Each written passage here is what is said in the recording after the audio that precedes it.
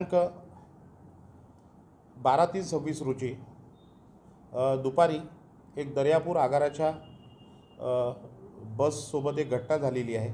त्या अनुषंगाने मी माहिती देऊ इच्छितो की MS09 EM 2260 ही दर्यापूर आगाराची बस परतवाडा ते दर्यापूर येत असताना दर्यापूरच्या बसस्टँडच्या अगदी जवळ रेल्वे गेटजवळ बोनेट गेअरबॉक्सच्या दंड्याच्या जवळ स्पार्क होऊन धूर आल्याचं चालकाच्या निदर्शनास आलं।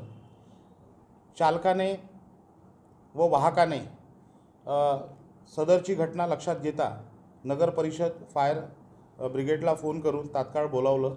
तेवढ्या वेळात बोनेट आणि कॅबिनचा काही भाग थोडा जळालेला होता।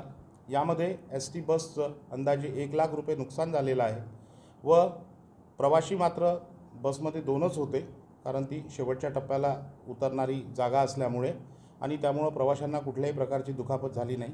सदरची घटना अतिशय गंभीर स्वरूपाची आहे आणि चालक आणि वाहकाने जर प्रसंगावधान दाखवून बसमध्ये असणारा फायर एक्सटिंग्विशरचा वापर केला असता तर कदाचित ही घटना वाढली नसती। तरीसुद्धा या घटनेचा सविस्तर पंचनामा आमच्या अमरावती विभागाचे उपयंत्र अभियंता श्री वाकोडे हे करत असून त्यांच्या अहवालानुसार पुढील कारवाई तात्काळ करण्यात येईल।